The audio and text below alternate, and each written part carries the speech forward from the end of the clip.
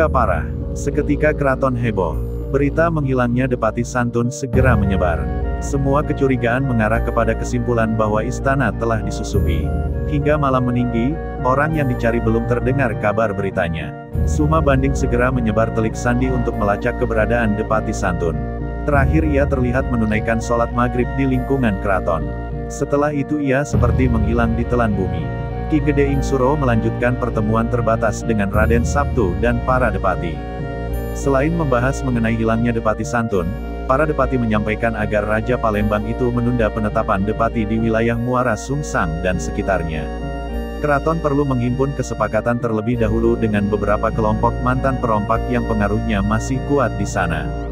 Jika salah menunjuk orang untuk memimpin wilayah tersebut, dikhawatirkan akan menjadi titik lemah Keraton Palembang. Mengingat bahaya sewaktu-waktu dapat mengancam, sebagai pintu masuk Sungai Musi wilayah tersebut harus dijadikan benteng pertama bagi keamanan kerajaan.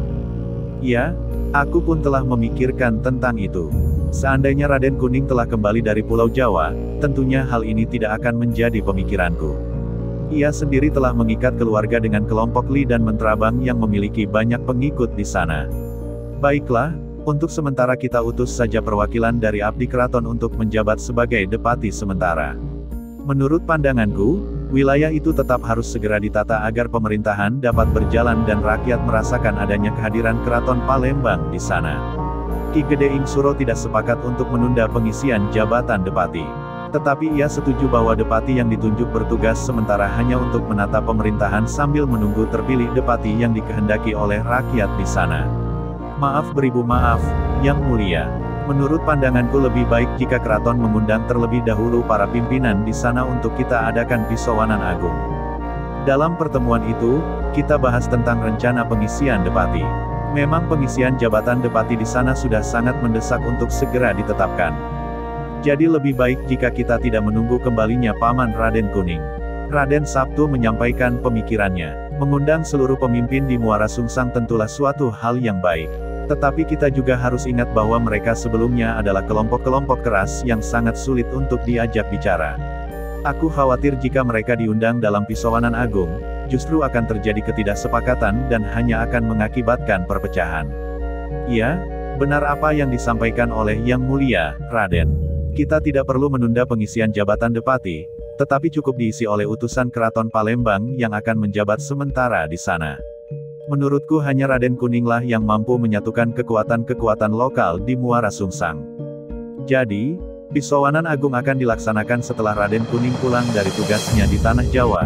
Depati huni kali ini yang sepakat dengan keputusan Ki Gede Ing Suro.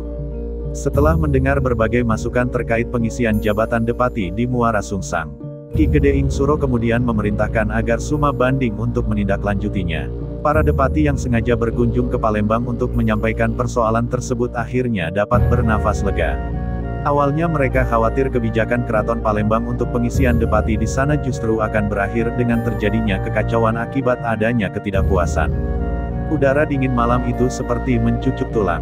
Raden Sabtu yang mengadakan rapat di regol yang tak berdinding itu terlihat mengerenyutkan dahinya menahan datangnya kantuk dan rasa dingin. Semilir angin malam beserta beberapa ekor kelewar yang terbang ke sana-sini mencari sumber makanan, menambah riuh malam itu. Tiba-tiba seorang telik sandi meminta izin untuk melaporkan. Ampun seribu ampun Yang Mulia. Depati Santun telah ditemukan, jelas telik sandi. Oh ya, di manakah ia berada? Mengapa tak langsung kau bawa ke sini? Tanya Ki Gede Ing Suro heran. Ampun Yang Mulia, saat ditemukan, kondisinya kritis. Sepertinya ia terkena racun sehingga hingga sekarang tidak sadarkan diri. Sekarang ia masih mendapat pertolongan tabib istana. Ai, siapa yang berani meracuni tamuku? Ayo, kita lihat keadaannya sekarang. Tanpa banyak bicara lagi, Ki Gede Ing Suro membubarkan rapat. Sang telik sandi bergegas melangkahkan kaki menuju rumah tabib istana di mana Depati Santun kini berjuang melawan maut.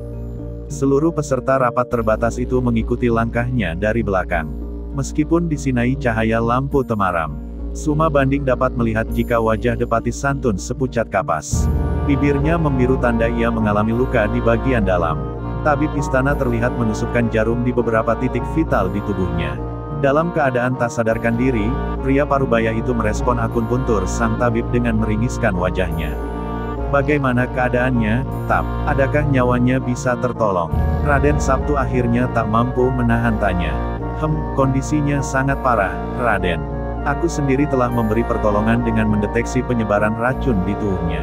Tetapi, seperti yang terlihat ia hingga saat ini tak menunjukkan respon yang baik.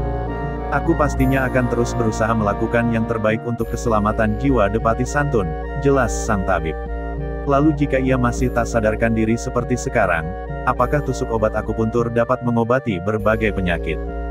Jika, hingga malam nanti ia tidak juga siuman, apa yang harus kita lakukan? Ki Gede Suro kali ini yang bertanya. Jika hingga malam ia tak juga merespon pengobatan yang hamba lakukan, maka rujuklah pasien ini dengan tabib penyembuh lainnya. Mendengar pernyataan sang tabib terlihat Ki Gede Ing Suro manggut-manggut. Ia sepertinya sepakat untuk memberi tambahan waktu bagi upaya tabib untuk mengeluarkan racun dalam tubuh Depati Santun. Tiba-tiba terdengar suara riuh yang berasal dari suara prajurit jaga. Mereka yang sebelumnya berada di dalam sontak terkejut dan bergegas menuju asal suara rebut. Di halaman rumah tabib istana yang berada di komplek Abdi dalam lingkungan keraton itu prajurit menangkap seorang pria parubaya yang berperilaku seperti orang gila. Seto kalian, ia kepala juru masak istana. Suma Banding berteriak kaget, mengapa ia bisa dalam kondisi seperti ini? Tanya Ki Gede Ing Suro heran. Kami menemukannya tergeletak pingsan di gudang penyimpanan bahan makanan. Beberapa prajurit yang mengenali berupaya membangunkannya. Karena tak kunjung siuman, prajurit membawanya ke sini untuk diobati. Namun di tengah perjalanan, ia siuman dan mengamuk seperti orang gila. Sejumlah prajurit yang membawanya bahkan terluka akibat amukannya. Yang mulia, jelas salah seorang prajurit. Segera bawa ia ke dalam. Biarkan Mas Rento Akib, tabib istana yang mengobatinya. Perintah Suma Banding. Ia kemudian menghampiri Seto kalian dan menotok pundaknya. Seketika kepala juru masak istana itu lemas. Dua orang prajurit segera memeluk tubuhnya sebelum terjatuh ke tanah. Ia segera dibawa masuk ke dalam rumah tabib.